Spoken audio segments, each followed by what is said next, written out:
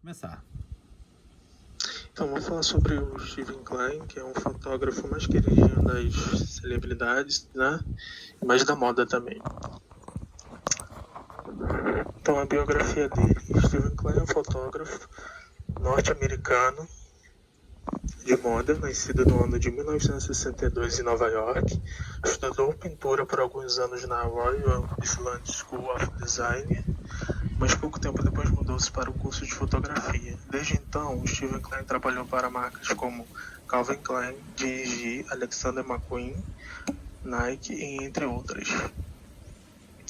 Parte do seu sucesso é constantemente gostar de colocar as celebridades e artistas com quem trabalha a sua visão artística, e nunca o oposto. Algumas características de sua fotografia é porque são provocativas, bem provocativas, sensuais, sombrias e lúdicas. Vamos ter alguns exemplos depois sobre essas características nas imagens. Diferenciais do seu trabalho. Steven Klein tem um olhar audacioso, erótico, transgressor e comercial. Além disso, faz uma oposição do belo ao horror, levanta questões políticas, sociais e críticas à sociedade, assim demonstrando um grande diferencial e um trabalho marcante. Escolha e inspiração. Eu escolhi o Steven Klein porque ele é um fotógrafo que apresenta uma arte provocativa junto à moda. E ele pode me inspirar e inspirar muitas pessoas a quebrar barreiras e desconstruir a normalidade do que é a fotografia normal, né? Essa primeira foto aí é Nova York, foi feita em Nova York com o Steven Klein e a Carolina Trenchner, que é uma modelo para Louis Vuitton, que na minha interpretação foi mais uma crítica aos animais como um produto de consumo, colocando aí o humano junto à carne animal, né, em um frigobar. Em frigobar não, desculpa, dentro do frigorífico, né.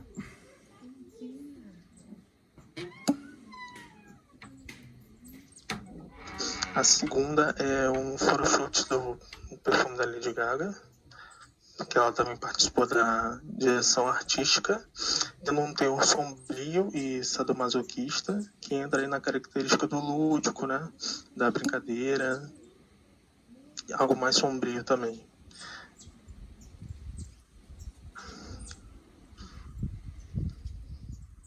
A terceira imagem é o Justin Bieber para Interview Magazine em 2015.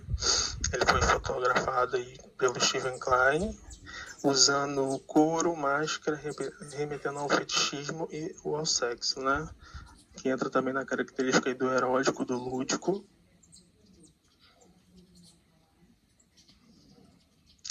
A Madonna também, que é uma amiga do Steven Klein, já fizeram vários trabalhos juntos. E foi um photoshoot aí para um projeto dela sobre uma crítica à opressão, tortura e massacre, mas um manifesto, né?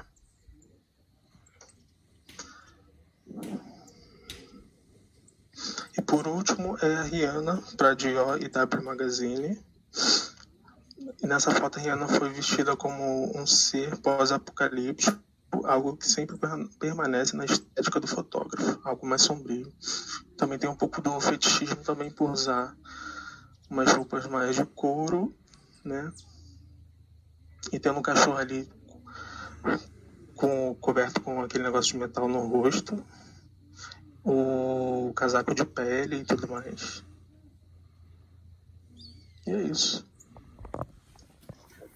Então, eu resolvi falar sobre o Sebastião Salgado, porque eu acabei conhecendo ele esse ano, né, na aula de fotografia, e eu e algumas meninas que são dessa aula também, a gente fez um trabalho em comunicação visual, e a gente escolheu ele como fotógrafo, e eu acabei gostando muito do trabalho dele, e gostei de ir a fundo também na pesquisa. Sebastião Salgado, ele é mineiro, ele nasceu na cidade de Aimorés,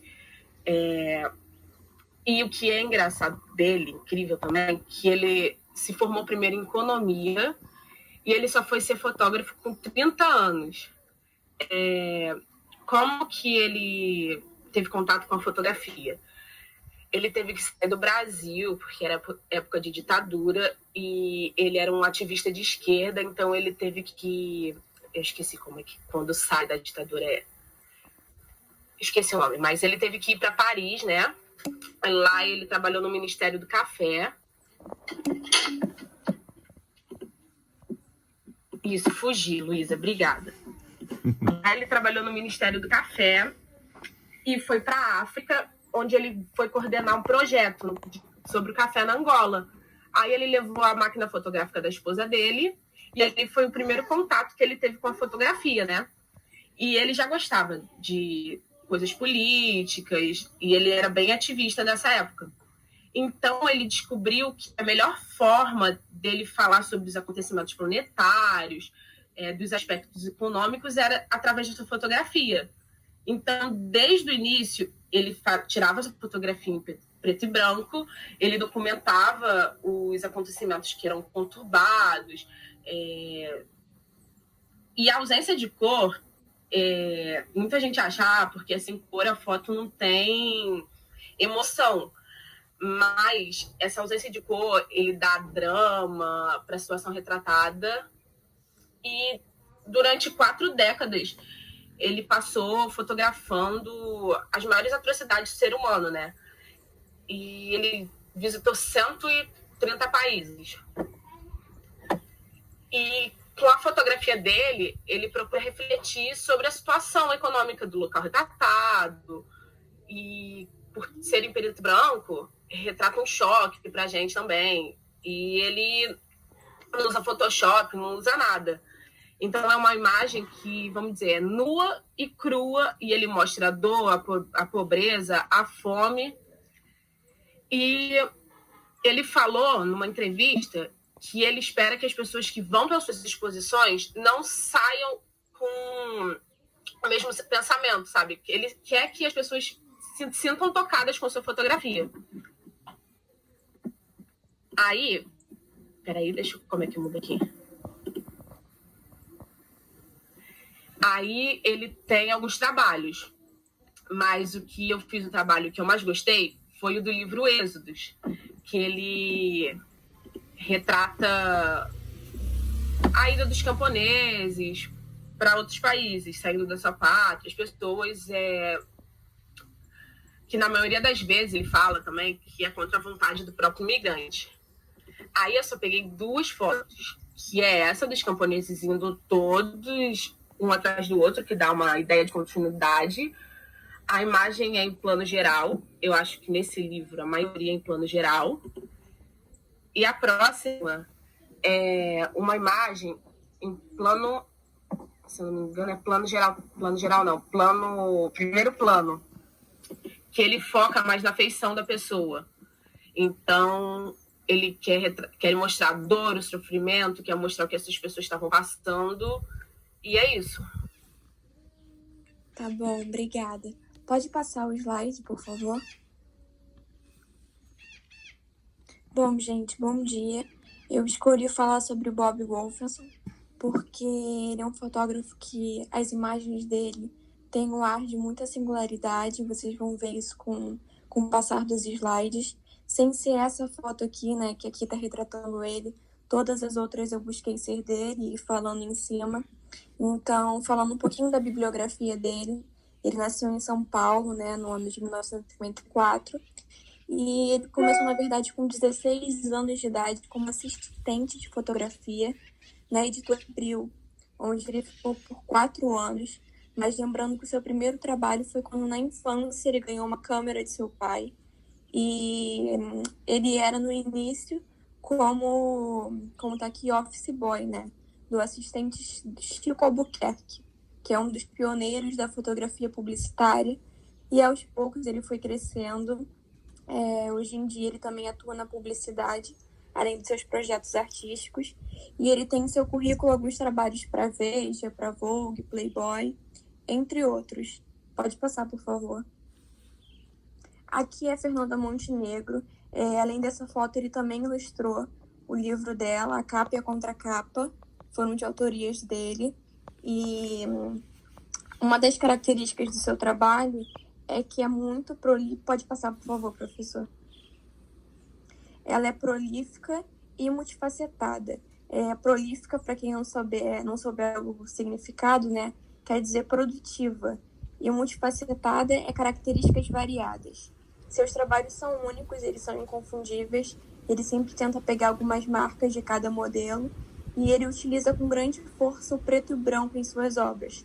É claro que ele não utiliza só essas cores, eu preferi deixar o trabalho focado mais para essas características, mas ele tem outras imagens, tem outras obras, né, na verdade.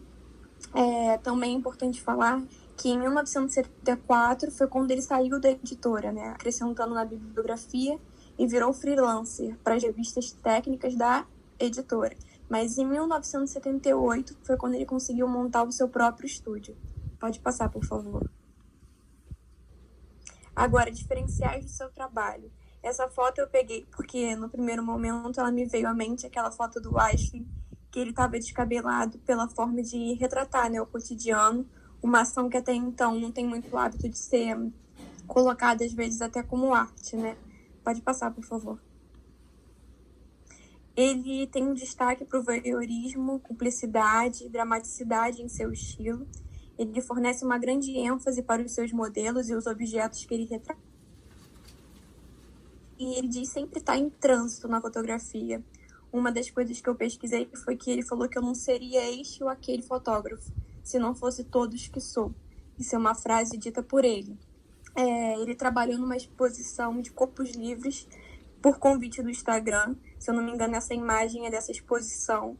E o convite do Instagram era para ele retratar através de fotos e vídeos mulheres que utilizam a internet com o intuito de não mostrar que existe um único padrão de beleza, né? Então ele quebra aí que às vezes as pessoas têm uma noção de beleza muito rara, muito escassa. E ele vem para quebrar esse padrão com suas fotos e sua forma de expressar arte. Pode passar, por favor. E agora, motivos da minha escolha, né? Eu escolhi ele por conta da direção feita em cada modelo, tentando deixar os mais livres possíveis. É feita por uma busca de apresentar cada detalhe, utilizando de bons enquadramentos, boas luzes. Na foto da Fernanda Montenegro, por exemplo, que foi retratada anteriormente, ele faz um close para pegar todas as suas expressões.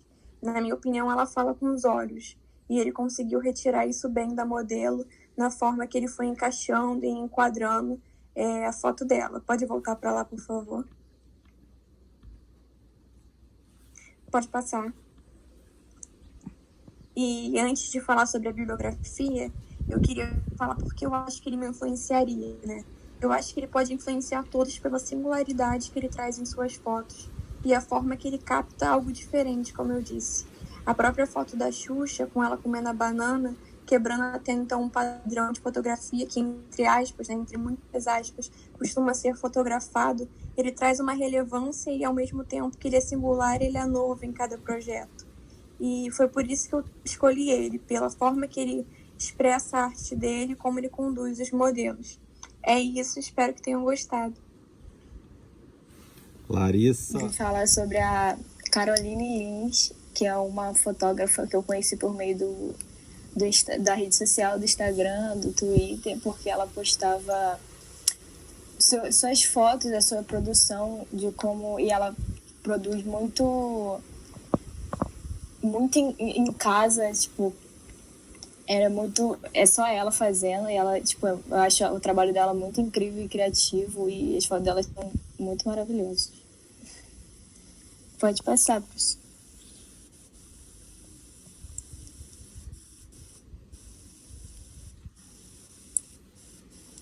Então, a Carolina é uma fotógrafa amazonense e que teve a sua vida, né, tocada pela fotografia. Aos 21 anos, ela é uma das fotógrafas mais conhecidas de Manaus por essas fotografias artísticas que viralizaram na internet, onde ela mora.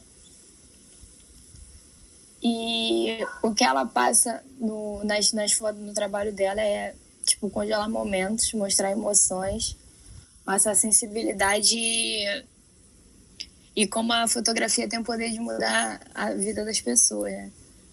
Ela começou na fotografia há cerca de 6 anos atrás, tirando foto de amigas, tipo, em casa.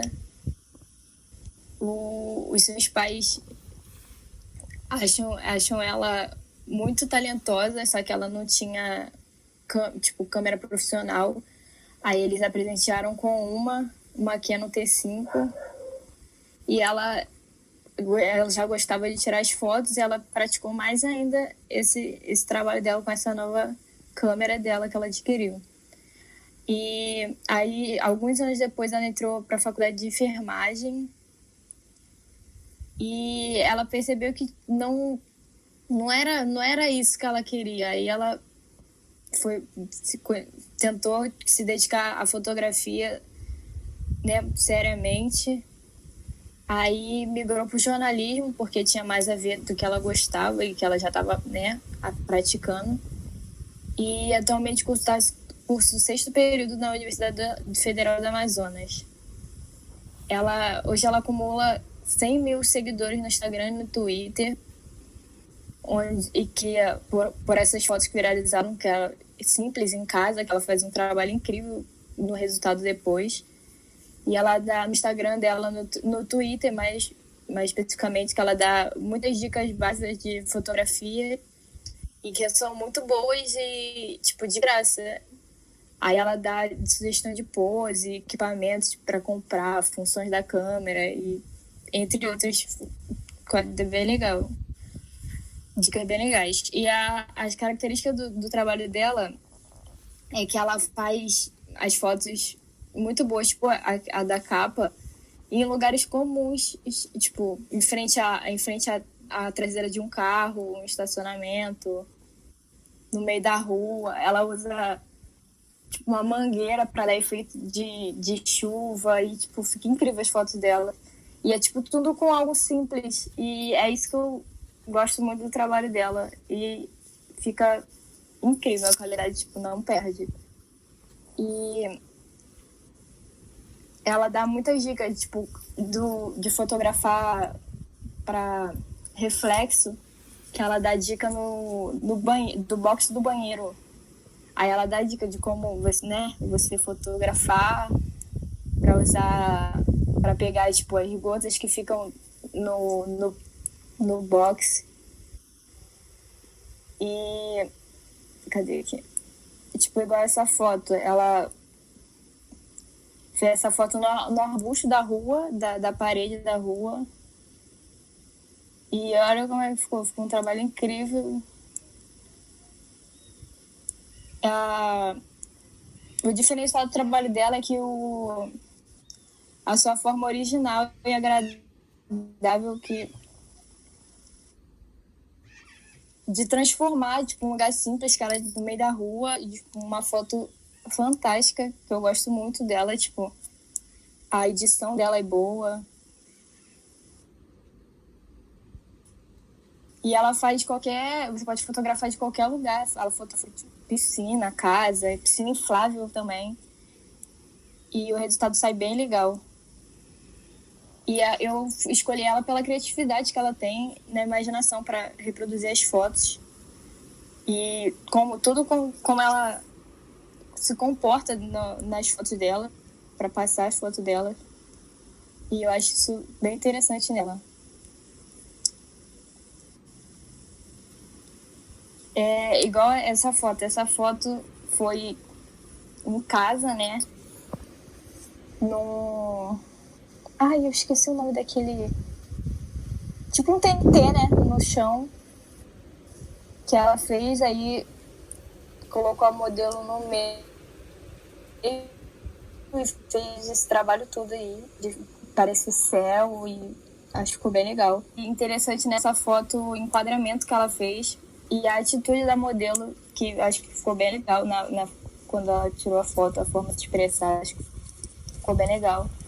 E achei muito criativa. E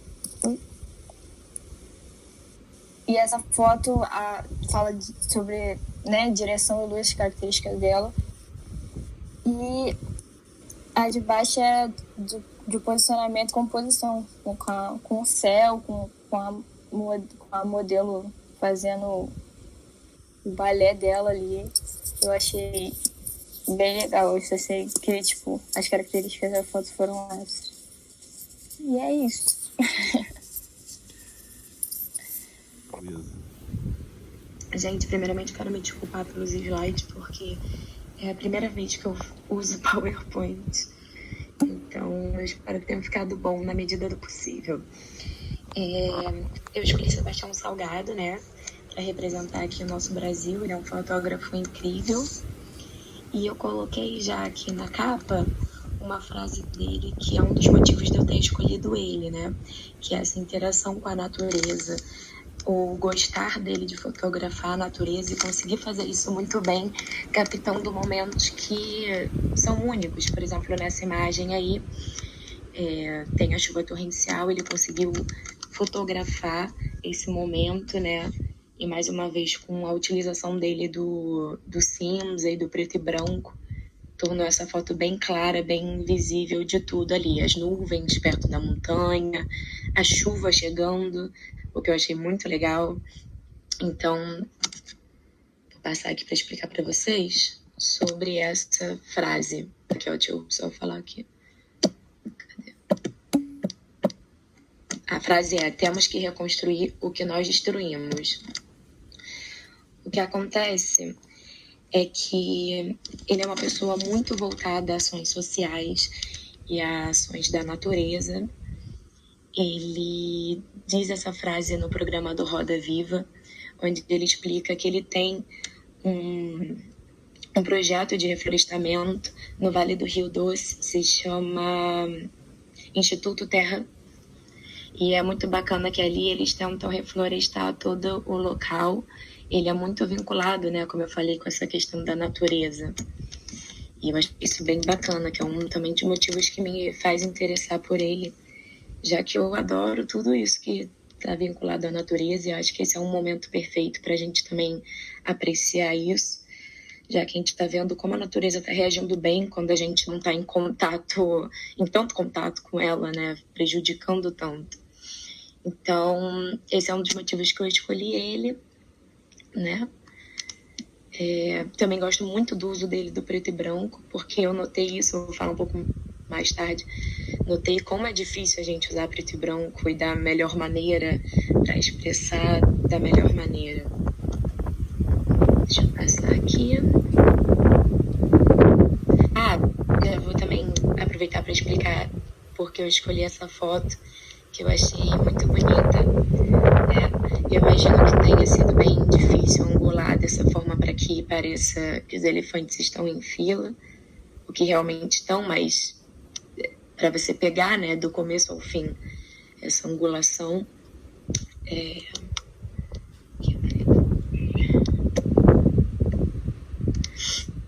A biografia dele. Ele nasceu em 8 de fevereiro de 1944.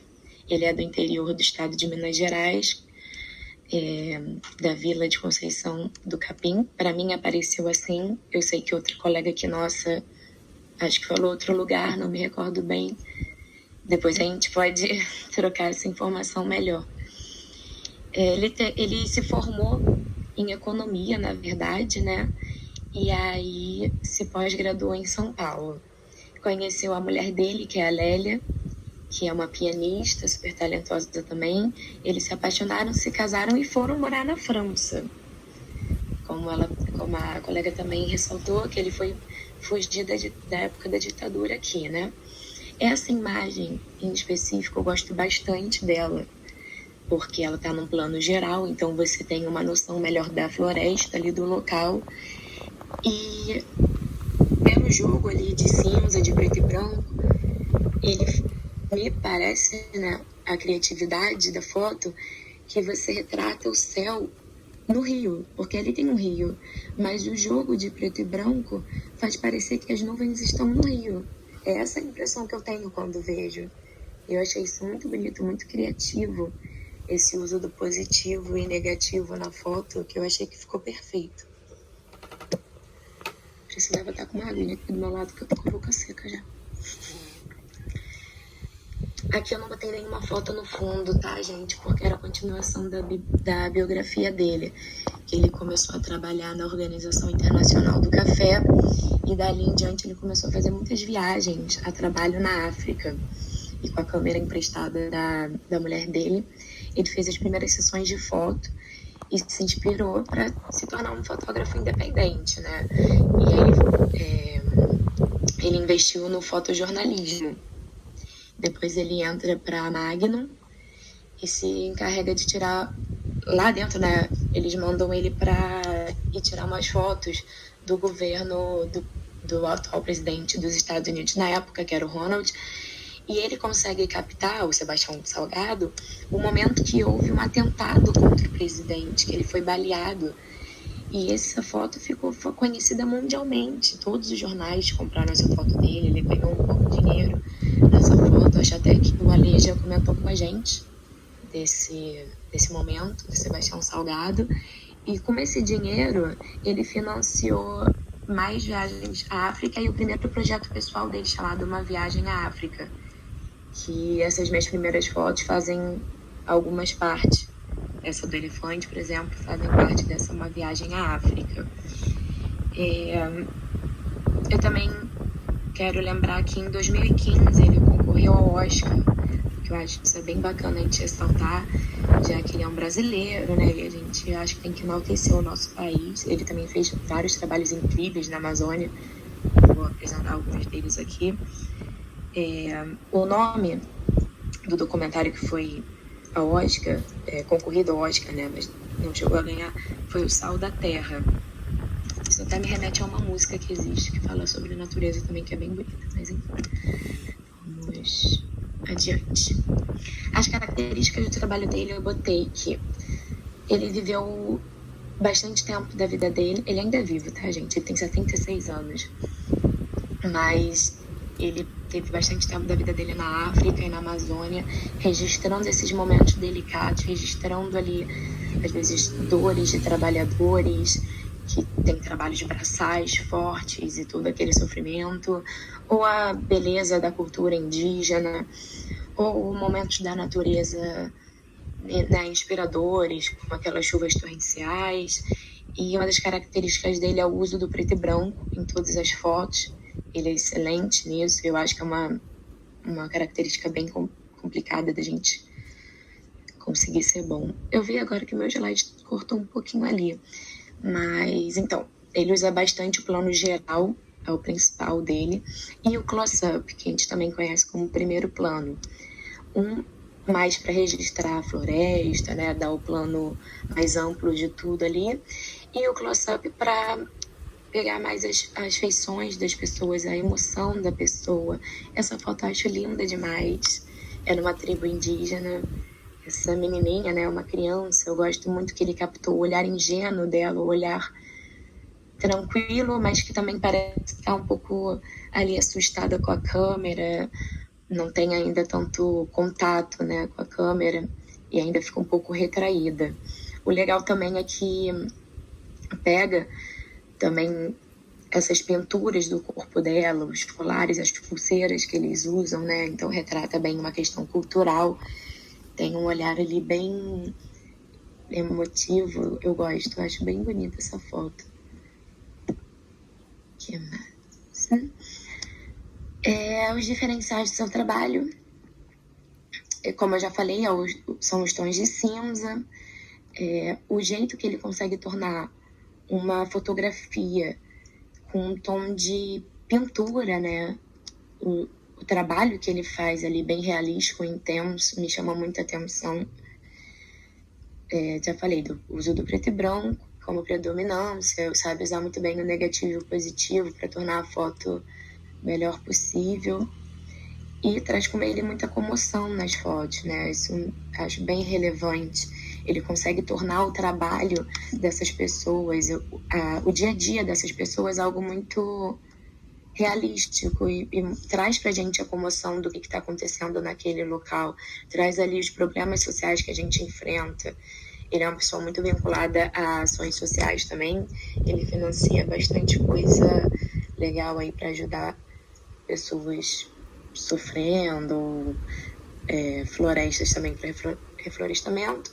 E eu gosto muito dessa foto por ela parecer justamente da direção que ele fez, né? Parece uma pintura e mostra a vivência em aldeias, como o trabalho às vezes pode ser muito sofrido. Esse homem segurava acho que 50 quilos aí nesse saco.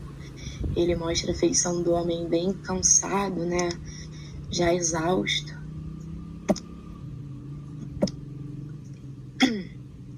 Esse slide eu sinto muito pelo azulzinho, tá?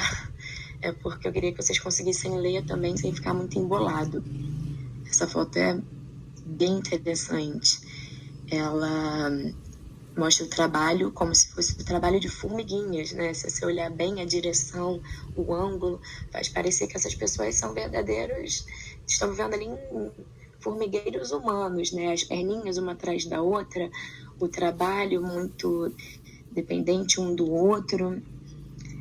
Foi feito em 1986, quando ele quis mostrar o fim do trabalho manual na Europa. Foi um trabalho que ele fez lá, porém, assim, esse trabalho surpreende a todos, porque mostra que não acabou.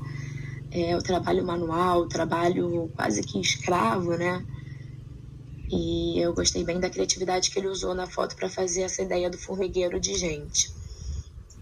Como fotógrafo, o que ele poderia inspirar na minha fotografia? Então, eu escolhi na nossa PS fazer uma foto que justamente é em preto e branco. Eu pude vivenciar a dificuldade que é você não estourar uma foto, a dificuldade que é o uso da sombra na foto, né? Você montar, fazer a direção, é bem complicado.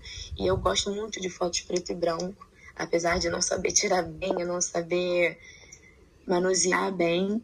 Então, os trabalhos dele me encantam, né? O uso da luz, o uso das sombras, o preto e branco, de deixar tudo visivelmente muito emocionante e esclarecido do que ele quer passar. Então, com isso eu finalizo a minha apresentação. Espero que vocês tenham gostado de Sebastião Salgado. Bom dia, gente. Meu cachorro tá latindo agora.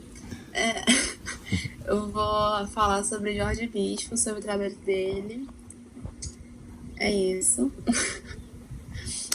Ele nasceu em 1975, formado em Belas Artes na FRJ.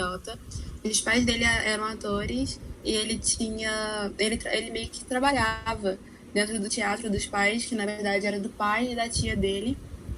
E aí ele começou a fotografar por trás das câmeras, por trás das cortinas.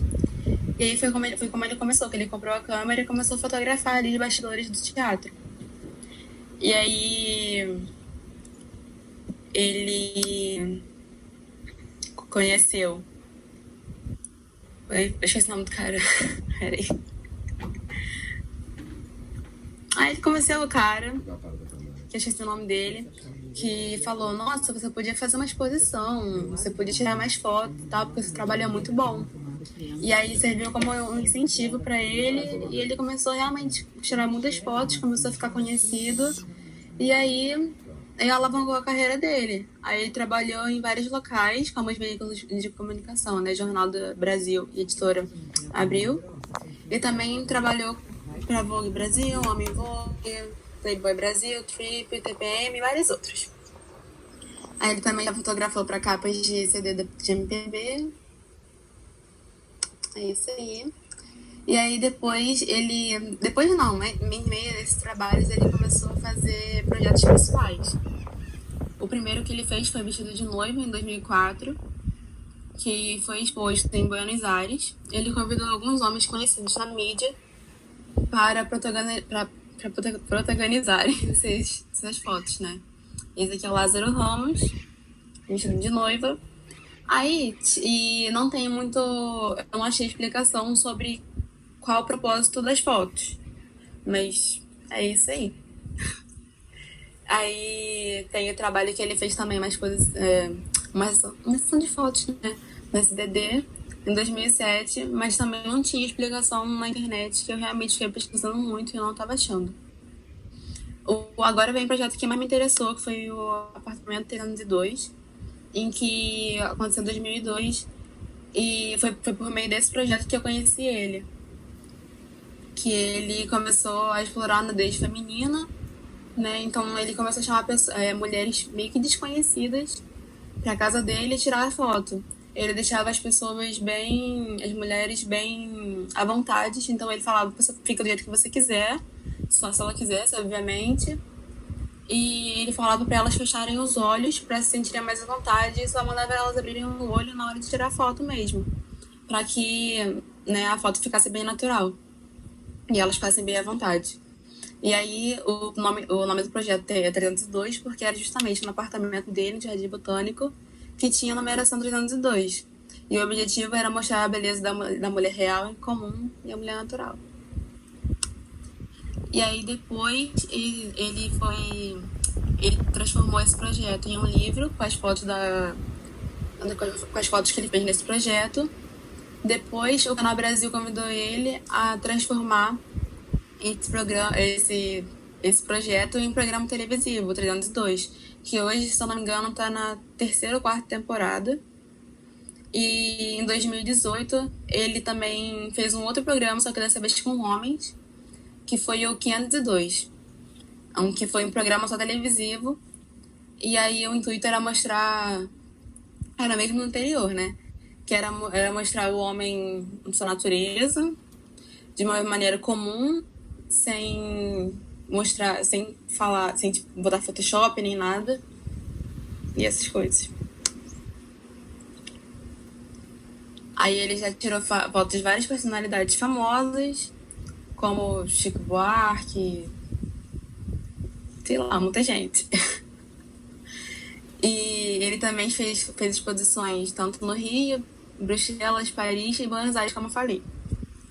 Ele já quase ganhou alguns prêmios, aí eu quis botar aqui que eu achei interessante, que ele não chegou a ganhar, mas ele ficou como finalista no Prêmio Brasil, na categoria Retrato em 2006, e 2 vezes no prêmio O Melhor da Fotografia Brasileira, na categoria Portrait, em 2008 e em 2009. As características principais que eu acho que tem nele são a personalidade nas fotos, a simplicidade na maneira como ele tira as fotos, porque ele tira a foto de uma forma muito simples, ele simplesmente tira a foto da pessoa da maneira que ela vai estar. E tem uma complexidade também quando as fotos já estão tiradas, no formato que elas, depois de tiradas, você vê uma complexidade em tudo aquilo. Tem energia também, que ele fala que é a energia da foto e como as pessoas estão se sentindo ali na foto. A energia é uma coisa muito mais importante do que a própria técnica nas fotos. E ele fala que tem o poder de desnudar as pessoas, não somente tirando suas roupas, obviamente, mas de deixá-las assim, confortáveis, com vontade de tirar foto e tal. Ele tenta sempre conseguir retratar algo impactante. E aí, como só podia botar 5 fotos, eu acabei não botando uma foto dele. E aí, aqui tem mais 2 fotos, que a da direita é do Hugo Moura, que é casado com a Débora Seco. Ele é um ator também, e ele falou em uma entrevista que ele tem um lado muito feminino, uma feminilidade. Aí ele quis retratar, ele convidou o Jorge Bispo para tirar essas fotos dele. E do lado esquerdo tem uma atriz também, que agora no meio do isolamento, no modo que a gente está, ele começou a tirar fotos de famosos, pessoas que ele conhecia, características que ele conhecia, e também de pessoas que já tinham trabalhado junto. Aí ele começou a tirar foto assim, ele abria a câmera, fazia um FaceTime, só que ele falava para a pessoa virar a câmera, como se fosse realmente tirando uma foto dela, ele mandava a pessoa se posicionar e ele mesmo tirava a foto no meio do próprio telefone. E é isso. Tá bom. Bom dia, gente. O fotógrafo que eu escolhi é o Mickey Rock. Justamente eu estava procurando, na verdade, fotógrafos que me interessassem. E eu gosto muito de música, e de cinema. Então, ele foi, tipo assim, uou! Foi tudo pra mim no momento. Ele é famoso porque várias capas de rock foram tiradas por ele.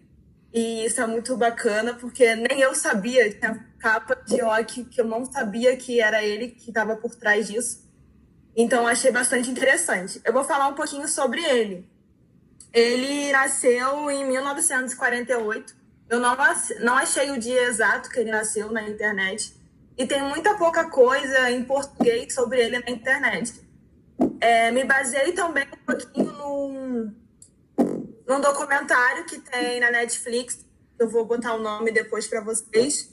E ele nasceu na Inglaterra e ele não estudou fotografia. Ele estudou literatura medieval e ele não sabia nada sobre fotografia. Ele só começou a fotografar quando um amigo dele emprestou uma máquina de fotografar e ele começou a tirar fotos do dia a dia da galera na faculdade, de namorados de amigos, e começou bem naturalmente. Então foi assim mesmo que ele iniciou esse ramo de fotografia. Ele até brinca dizendo que não estudou fotografia, não entendia muito bem e que ele simplesmente não colocava pessoas em frente à máquina e pedia, faz uma pose. Não, era bem natural mesmo. Ele começou a ficar mais famoso em si quando ele tirou a capa do disco de estreia do Syd Barrett, que ele era membro do Pink Floyd. Ele tinha saído do Pink Floyd e ele queria fazer um CD solo. Então foi com as fotografias dele, que tem a capa até do CD e tudo mais. E ele era bastante amigo dele e ele começou a ter mais contato com famosos a partir do Syd. E aí ele conheceu o David Bowie, que foi o que fez ele fotografar mais e mais famosos. Ele falou numa entrevista, que eu até botei depois o link, que o David Bowie, ele era fantástico, porque assim, você não pedia, ele não fazia, você só chegava com a sua máquina e o David Bowie já começava a posar para ele. O David Bowie gostava de tirar foto, então ele até brinca que, tipo assim, todos os músicos gostavam de tirar foto tocando algum instrumento bem natural. O David Bowie não, chegava como um personagem e já saía posando, uma maravilha. Então ele gostava muito de tirar as fotos do David Bowie, e porque também o David Bowie, ele era um cara espetacular, né? Ele tinha fotos dele só de estar parado, sem fazer nada. Você sentia que era além dele estar parado, você já interpretava uma coisa maior. E aí tem a famosa capa do álbum Queen Parte 2, que foi o Mick Rock que tirou. E quando ele tirou, as pessoas não gostaram. As pessoas olharam assim, falaram assim. As pessoas olharam e falaram, tipo assim, não tem nada a ver. Não dá nem pra ver a cara deles direito. Só que o Fred Mercury falou assim, fantástico, adorei. Então essa capa ficou bastante famosa, fez muito sucesso. Nem o Mick esperava que fosse fazer sucesso. E até alguns anos depois, eles recriaram para fazer um clipe. Eles recriaram a pose, a foto para fazer um clipe da música. E foi aí que ele foi crescendo nesse ramo de fotografar famosos dos anos 70, na verdade, as estrelas do rock dos anos 70. O Mick teve muitos problemas com drogas, porque ele andava pelos bastidores. Então ele fala que ele já sofreu, acho que 3 infartos e tudo mais. Ele perdeu muitos trabalhos porque ele ficou muito viciado em drogas mesmo, porque ele andava nos bastidores dos roqueiros, então ele acabava usando mesmo. Ele está vivo ainda e eu trouxe algumas fotos extras porque eu gostei bastante. Tem a da Joan Jett, que foi do single dela I Love Rock and Roll, que ele não sabia que tinha sido ele. E tem da Debbie Harry, que ele também fotografou ela. E temos mais uma do David Bowie. Ele adorava tirar fotos do David Bowie. Tem várias fotos do David Bowie que ele tirou que são incríveis, do David Bowie se maquiando nos bastidores. E tem a do Ramones também. Eu não sabia que é do 5º álbum do Ramones, que ele também tirou as fotos. E a minha escolha, porque ele me influencia, é porque ele tirou as capas de várias bandas, de vários álbuns de bandas, e porque ele vivenciou os bastidores. Então, assim, ele fala muito sobre isso em várias entrevistas. E hoje em dia ele é uma pessoa, assim, extremamente... Ele não gosta de ser chamado de lenda, de ser visto como... Não gosta de chamar de lenda. Ele acha que é uma coisa assim, você me está chamando de lenda porque eu tô velho. Ele é bem brincalhão com isso. E, basicamente, é isso sobre o Mickey Rock. Tá bom. Então, como a gente não chegou a especificar qual tipo de fotógrafo era para gente trazer para apresentar hoje, eu decidi escolher uma fotógrafa que eu acompanho ela tem um tempinho já e que as fotografias dela são mais voltadas para o âmbito da arte. Tanto que até tem o uso de Photoshop, eu vou falar um pouquinho mais sobre isso mais à frente. E, assim, não é de forma para alterar a foto, é só para complementar. E aí, quem é essa Miwa Yanagi? Ela é uma fotógrafa que nasceu em 1967, numa cidade chamada Kobe, no Japão. Ela estudou na Universidade de Artes da cidade de Kyoto, que é uma cidade um pouco maior, mais metropolitana, e concluiu a graduação e pós-graduação lá em artes. Ela é popularmente conhecida como uma fotógrafa e videoartista, ela trabalha nas duas áreas. E logo depois que ela concluiu os estudos, ela começou a trabalhar como professora. Mas ela percebeu que ela não estava tendo um papel de destaque ali, sabe? Ela estava só sendo obrigada a desempenhar um papel comum de professora. E não era isso que ela queria algo a mais.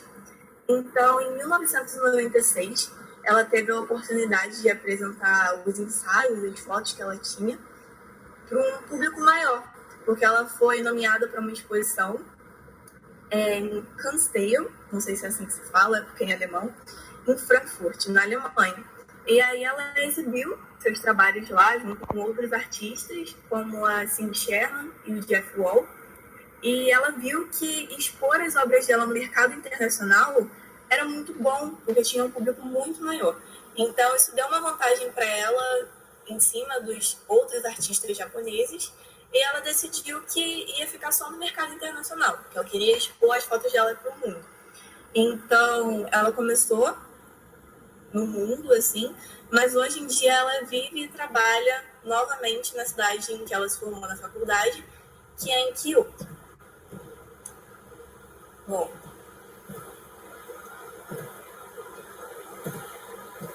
um minuto, o slide deu uma travadinha. Pronto. Sobre o trabalho dela. As características do trabalho dela é que as fotos, os ensaios, eles costumam examinar a autoimagem e os estereótipos das mulheres japonesas na sociedade contemporânea, porque o mundo ocidental ele é muito diferente do oriental. Então, assim, lá no Japão ainda existe aquela coisa de submissão da figura do homem ser melhor que a da mulher, e ainda tem muita desigualdade. Os diferenciais da fotografia dela é que ela é muito conhecida por ter um trabalho elaborado. O conceito dela é mais voltado para a arte, e na maioria das vezes, se não todas as vezes, ela usa modelos femininos, que variam de idades, corpo, e depois que ela tem a foto tirada ou o vídeo feito, ela deixa que as imagens sejam alteradas por programas gráficos, tipo Photoshop, para fazer cenários mais elaborados ou dar características específicas para aquelas modelos que estão ali na foto, que não poderiam ser dadas na realidade. E o motivo da escolha que eu selecionei ela é porque eu acho que a fotografia dela é muito única. Ela tende a passar as mensagens de uma forma muito subliminar e destacar alguns pontos vitais da sociedade feminina.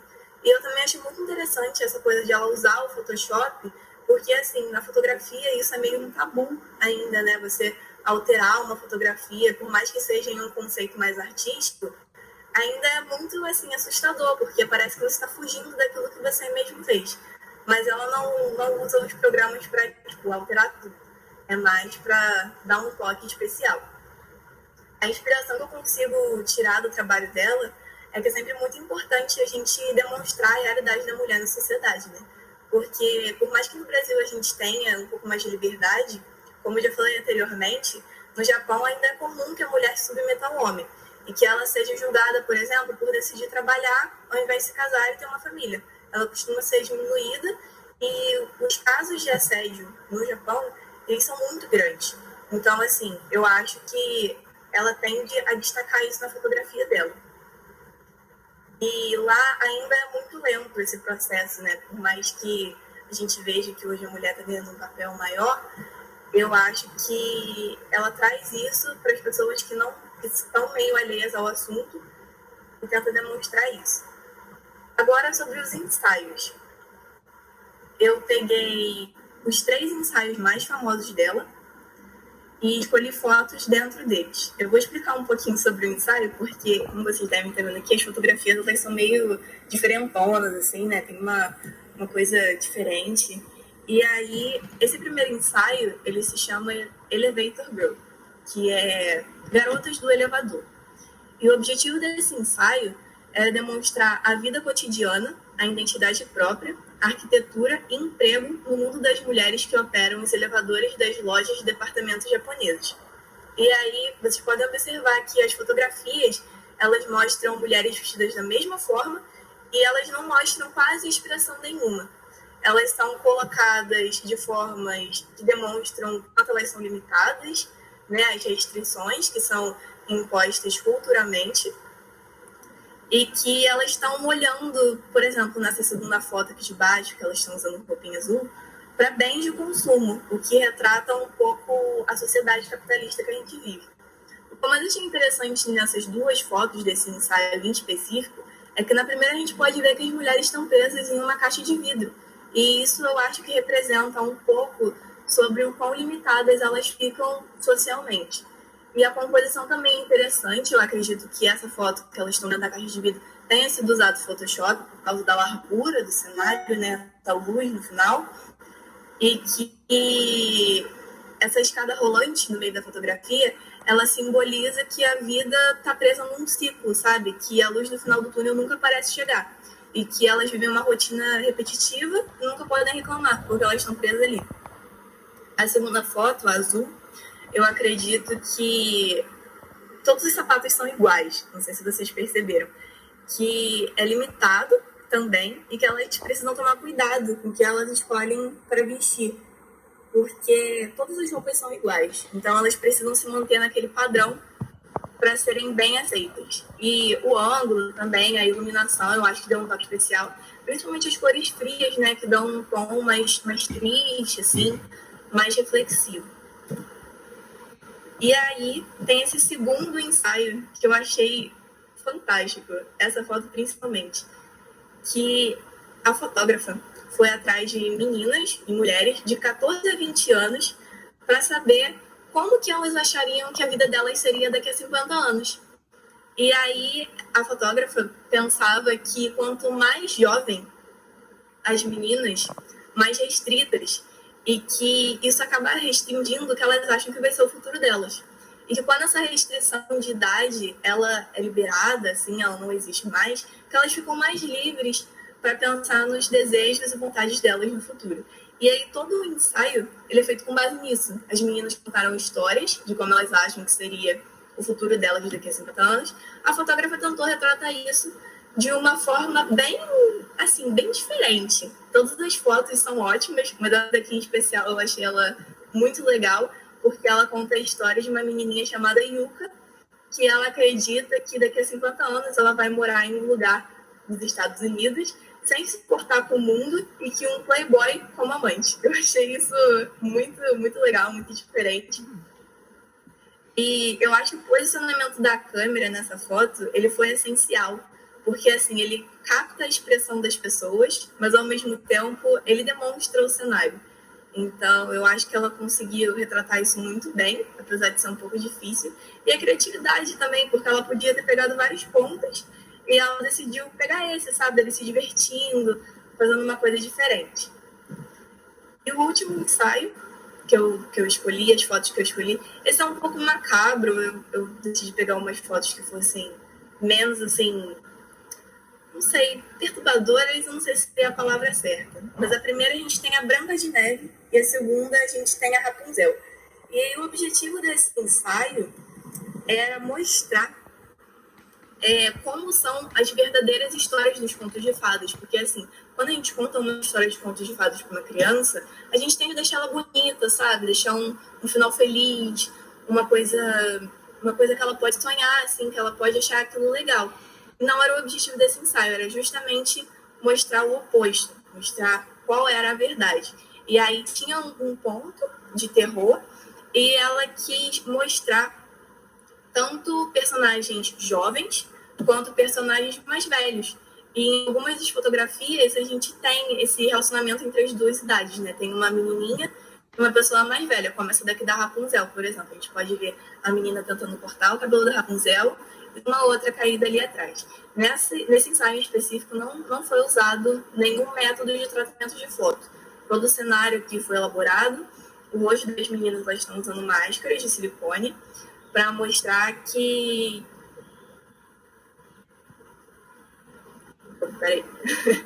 para mostrar que nem tudo é bonito.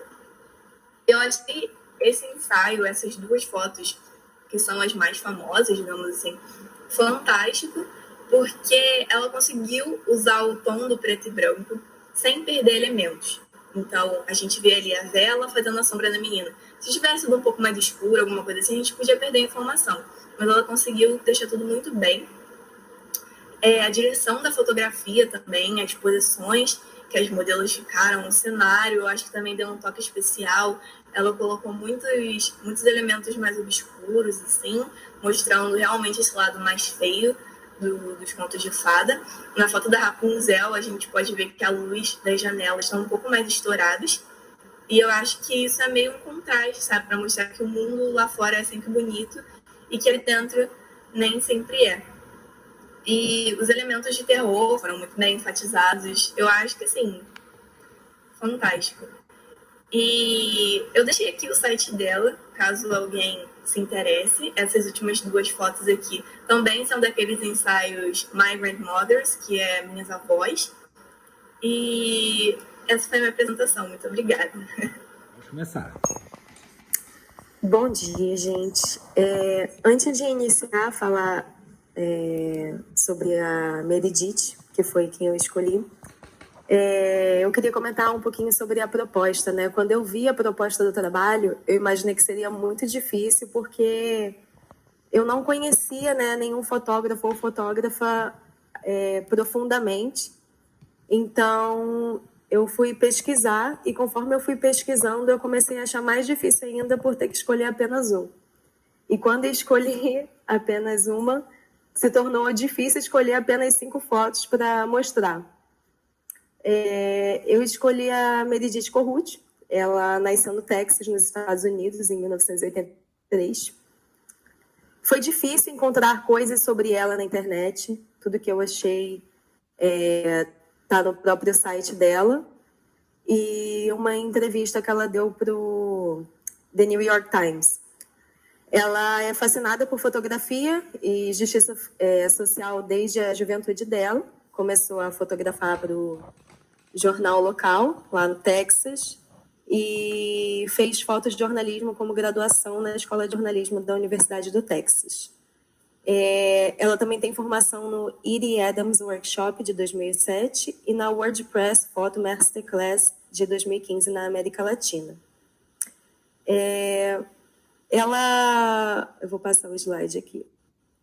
Ela reside em Caracas, na Venezuela, desde 2007, e ela cobre os fatos da América Latina para a imprensa estrangeira, sendo uma colaboradora regular, né, do The New York Times. Além disso, as fotografias dela também foram publicadas pela National Geographic, a Leica, Time Magazine, National Public Radio, The Washington Post Magazine e The Spiegel. Ela vem documentando questões econômicas e humanitárias na Venezuela, como a Revolução de Hugo Chávez. Ela conta na entrevista que ela ficou fascinada pelo Hugo Chávez e por isso que ela resolveu ir para a Venezuela.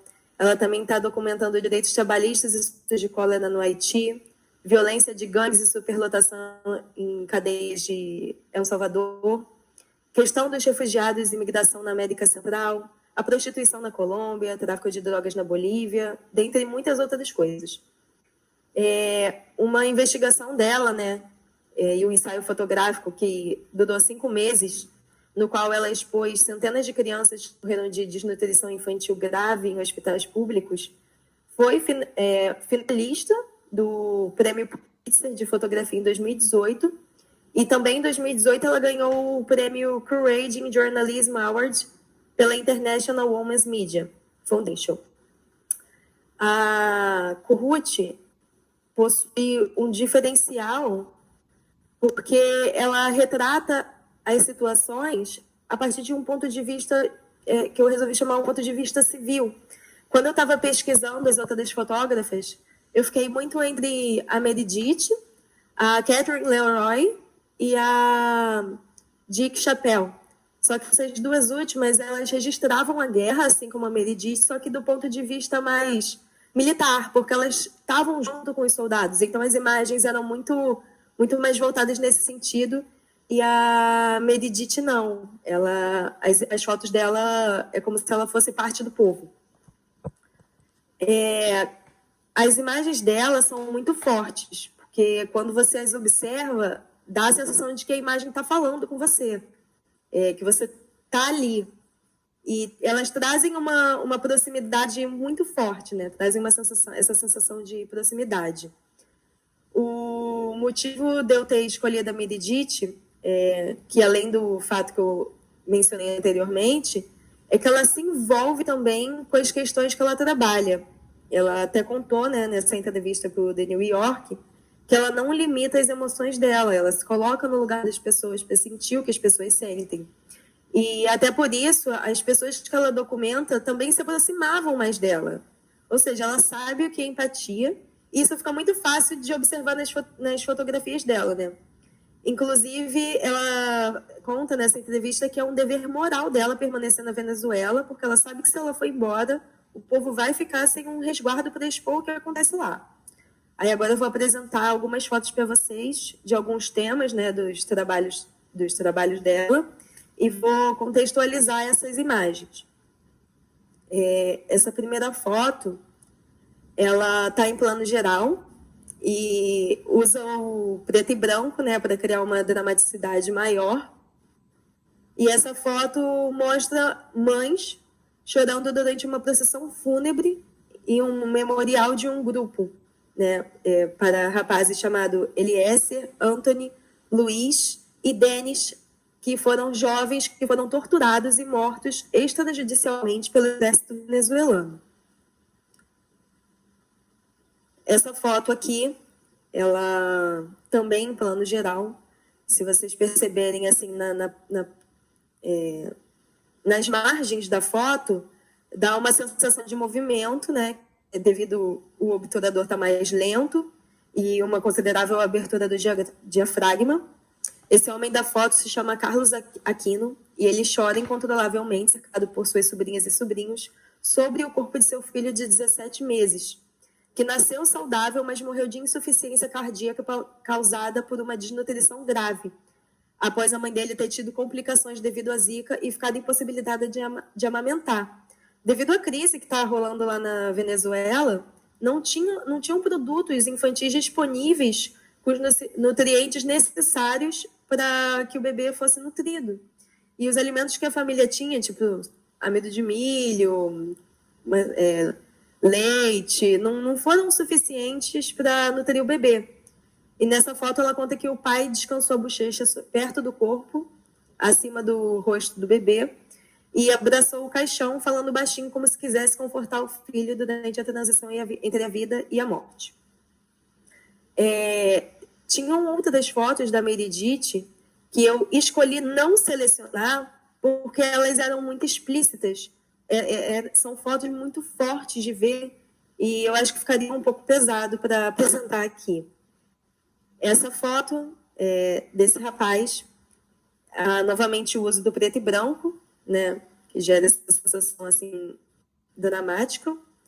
O plano que ela utilizou se aproxima do plano médio para captar o Cleófita Carrilho, que é um paciente esquizofrênico que está se recuperando de um ataque que ocorreu no meio da noite, no qual outra paciente esquizofrênica que está sem acesso aos medicamentos devido à crise, Margareta Silva, mordeu o nariz dele e engoliu.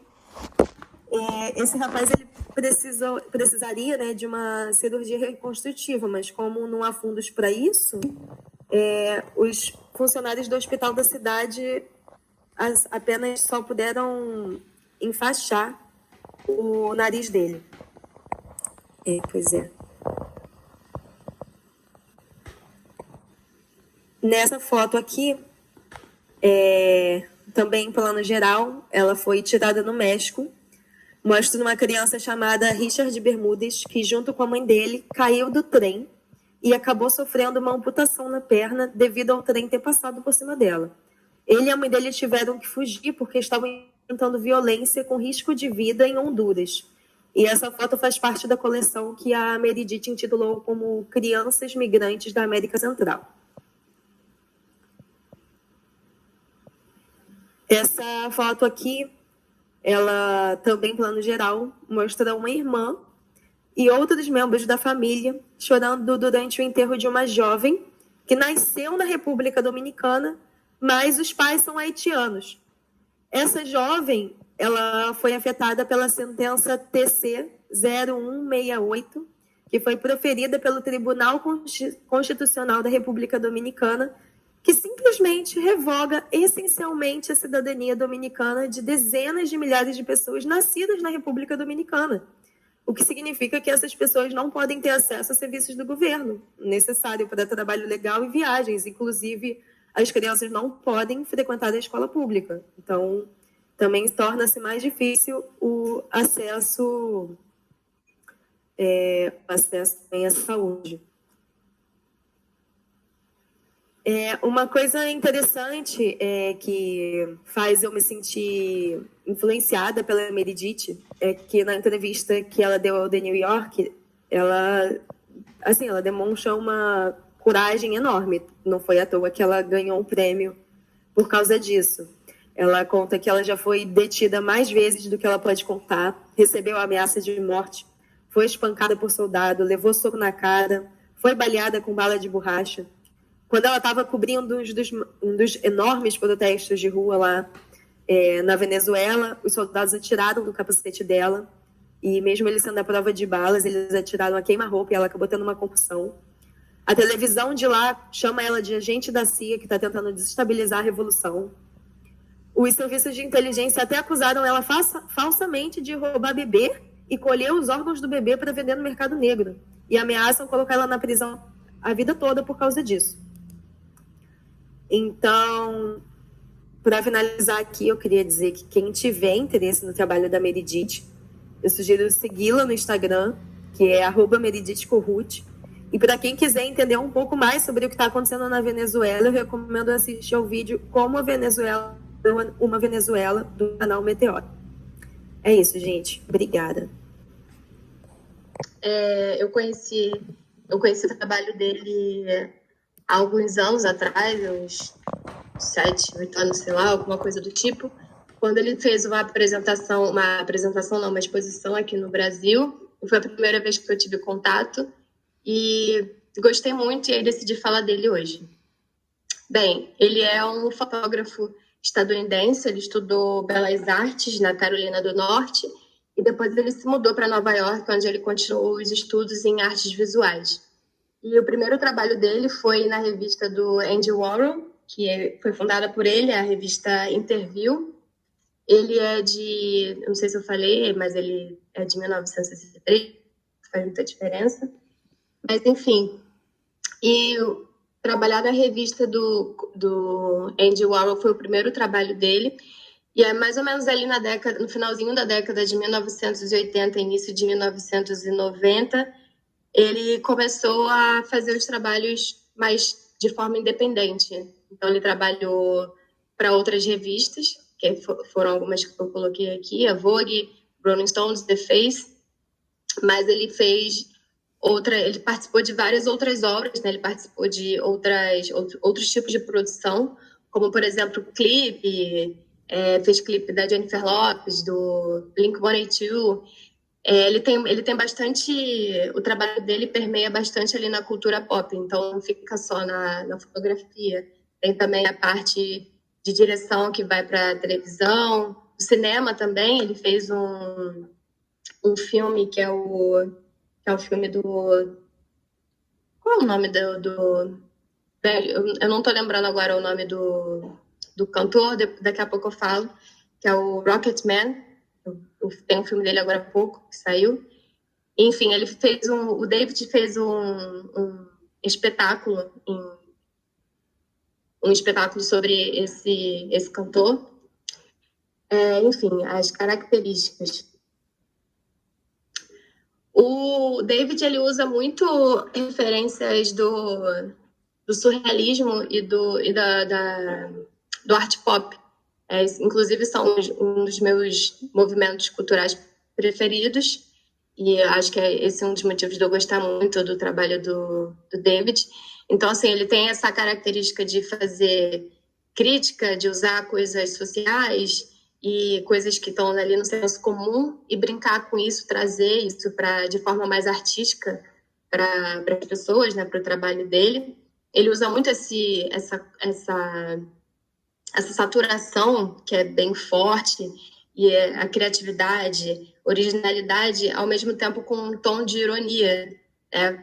Eu coloquei como principal diferencial essa questão da saturação e da realidade versus irrealidade crítica, mas eu acho que não é só o diferencial, não. São características do trabalho dele normal. Acho que a gente poderia encontrar isso nos trabalhos da Frida ou de Dali, que também são surrealistas, né? Mas a marca do David uma das marcas principais são essas, de misturar a realidade e a irrealidade e fazer não é exatamente crítica, mas é uma ironia, com aquilo que é considerado bonito versus o que é considerado feio, colocar tudo junto e meio que fazer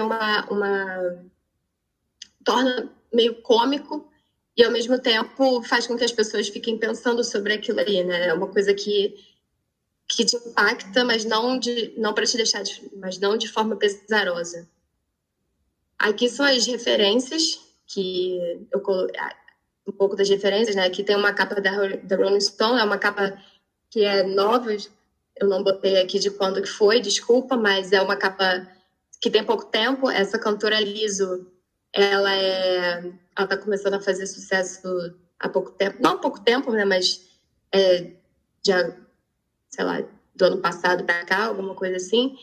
E o David tem muito essa questão de novo, né? De trazer o que a sociedade costuma dizer, ou que é feio, ou que é esdrúxulo, ou que é diferente do que é tradicionalmente aceito, e ele coloca isso na tela no trabalho dele como uma coisa bonita e exuberante, e ao mesmo tempo parece que está ironizando não só a pessoa que está no trabalho, mas a pessoa também que está vendo. Eu não sei se vocês conseguem ter essa mesma sensação que eu, mas, por exemplo, essa foto do Michael Jackson segurando a mão de uma divindade, para mim é muito cômico e me coloca e deixa assim, como se fossem duas coisas totalmente diferentes, dois mundos completamente diferentes, mas que ao mesmo tempo estão juntos, né? Então, para mim é como se o David estivesse tirando sarro da minha cara mesmo, sabe? De quem estiver assistindo. Então, aqui as referências são, de novo, são do surrealismo, do pop art, que fala dessa coisa mais vibrante, que mexe com a surrealidade e com a nossa própria realidade também. Além das referências, eu escolhi porque eu acho que eu gosto que ele tenha essa questão meio que de deboche, não só com com o espectador, mas também, às vezes, com as pessoas que estão fazendo parte do trabalho. Eu lembro que nessa exposição que eu fui, tinha uma pintura não, tinha uma foto da Pamela Anderson, e que foi uma coisa bem marcada, porque era uma crítica em relação à indústria da beleza de Hollywood. E ele tirava sarro da própria modelo, né? Então, eu acho que se eu fosse usá-lo como referência, acho que seria isso, um pouco de crítica e um pouco dessa parte cômica também, essa ironia. E eu escolhi essas imagens aqui para fechar. Eu gosto do fato de que não só ele usa todas as outras coisas que eu falei, né, mas principalmente as cores, e ele usa muita nudez, mas ao mesmo tempo não é uma nudez que é totalmente óbvia, e todas as imagens deles são bastante criativas, e dá para você entender que foi o David LaChapelle que fez, não só pelo movimento, pelo enquadramento também. O enquadramento dele não é o mais utilizado, mas ao mesmo tempo funciona. E as fotos dele, as imagens, são sempre contando alguma história que não necessariamente à primeira vista é aquilo que a gente acha que é. São sempre construídas com um cenário hiper trabalhado e que contam uma história. E eu acho que essa também seria uma referência que eu pegaria se eu tivesse que usar no meu trabalho de fotografia. Então, é isso. Eu fui bem rapidinho. Acho que é isso. Da Nana Moraes, que é uma fotógrafa brasileira. Eu estava pensando em falar de vários fotógrafos que eu já tinha estudado, mas eram todos muito longe de mim. Todos ou da Europa, ou dos Estados Unidos, da América do Sul, da América do Norte, quer dizer. Então, eu comecei a buscar algumas personalidades daqui, do Brasil. Eu pensei em falar do Sebastião Salgado, mas aí eu vi que realmente muita gente ia falar, então eu preferi não citar ele. Eu achei a Nana Moraes. Eu descobri até que eu já tinha estudado ela, mas eu não me lembrava. E ela é uma fotógrafa e militante cultural. Atualmente ela tem 57 anos e ela começou de forma despretensiosa. Na verdade, ela ajudava o pai dela, que era o Antônio Moraes. Ele era um fotógrafo famoso antigamente, lá para a década de 60, 70. E já adolescente, ela ia para o estúdio com o pai dela, ajudava a carregar equipamento, ajudava ele na troca de câmera, essas coisas, e ela começou a ter uma afinidade maior com o equipamento ali. Então, em pouco tempo, ela começou a fotografar junto com o pai. Quando ela foi crescendo, ela foi andando por diversos ramos, né, diversos nichos da fotografia. E já em 97, ela fez uma exposição que foi um boom na época, que foi Mulher, Tinta e Fotografia. Ela fazia fotografias, ela revelava as fotografias em um tamanho maior e fazia uma aplicação artística de tinta por cima. Ou ela envelhecia, ou ela fazia uma colagem diferenciada para realçar a foto, ou ela fundia fotografia com tintura e criava uma imagem diferente. E na época ela foi muito ovacionada por isso, porque foi uma exposição que deu muito certo, teve bastante mídia e ela conseguiu alcançar mais territórios ainda. Ela também fez o tributo a Lúcio Costa, mas eu não, por incrível que pareça, não consegui achar documentação desse tributo. Então eu não achei as fotos, não coloquei as fotos aqui. Ela fez muitas exposições coletivas também. Foram mais de 10, mas eu coloquei as mais conhecidas aqui pra gente. E a maioria dessas, ela era contratada, como dos shoppings, que ela tinha contrato, e as outras ela mesmo que tomava a frente, reunia alguns amigos e fazia, porque como ela é uma militante cultural, ela é sempre a favor da cultura, sempre a favor que tenham mais exposições, mais pessoas tendo acesso a essa arte, que não é muito não é tão difundida, né? Principalmente nas escolas, não que ela seja militante das escolas, mas enfim, sobre a gente. Nas escolas a gente não aprende sobre fotografia. E ela acha isso muito errado, ela tenta levar a cultura para todo mundo. Eu separei alguns trabalhos dela como editorial. Ela já fotografou, além, né, da Isis, a Fátima, a Bruna Lismayer, a Patrícia Pilar, a Aline Moraes, entre outras. Em publicidade, ela já fez para marcas Colorama, Oi, Boticário, Lux Deluxe e Garnier. Com retrato, ela tem muitas personalidades, não só... esqueci o nome dele, meu Deus.